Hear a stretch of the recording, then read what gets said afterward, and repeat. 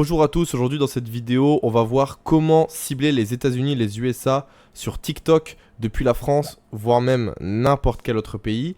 Et la première chose qu'on va voir, c'est que finalement, c'est pas si compliqué que ça.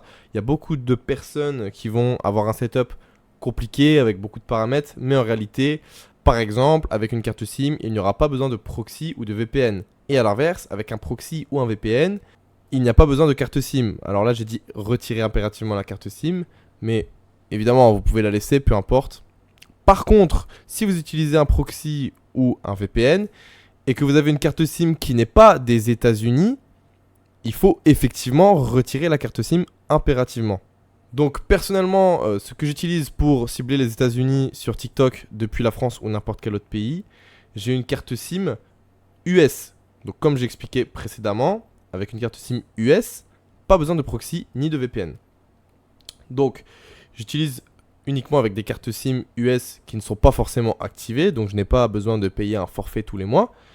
Au niveau de la connexion, je fais un partage de connexion mobile via Wi-Fi pour chaque appareil. C'est-à-dire je fais un partage de connexion, donc j'ai un deuxième téléphone qui fait un partage de connexion sur le téléphone où je poste du contenu.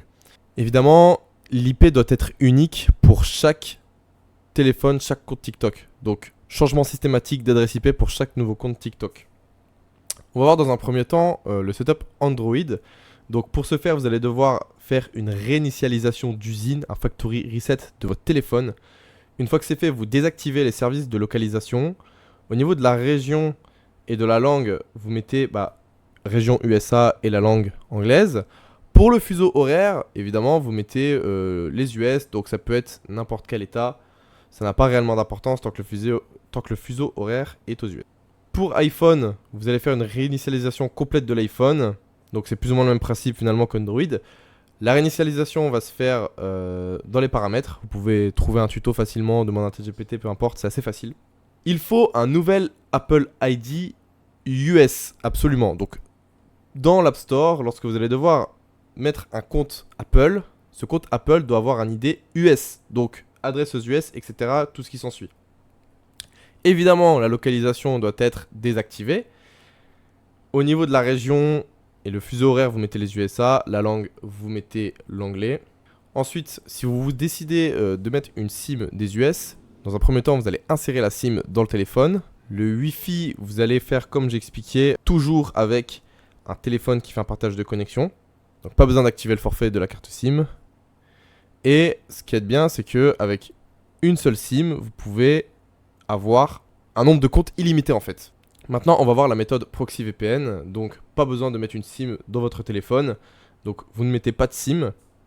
Vous utilisez un proxy résidentiel statique pour une détection minimale. Un proxy résidentiel de bonne qualité, ça reste mieux qu'un proxy mobile.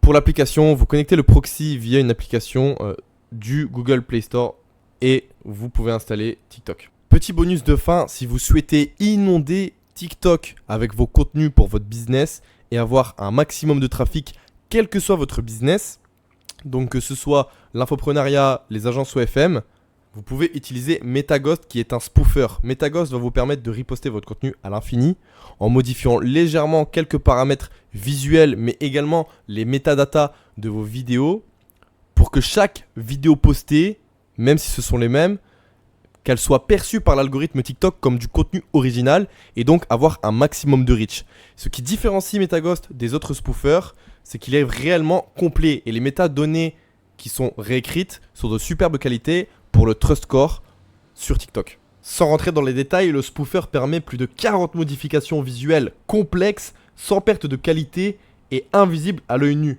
Et les métadatas ne sont pas simplement effacés comme le font les spoofers classiques, ce qui fait baisser le reach. Avec MetaGhost, elles sont réécrites à 100% comme les fingerprints et les informations dans le .mp4, .mov, .jpeg, etc. Et elles sont écrites comme si le contenu sortait directement d'un iPhone 16 ou 17 Pro, ce qui est beaucoup mieux, en fait, ce qui est le mieux pour avoir du reach sur TikTok et sur n'importe quelle plateforme d'ailleurs. Donc si vous souhaitez inonder TikTok et avoir un maximum de trafic pour votre business, j'ai mis le lien MetaGhost dans la description de cette vidéo.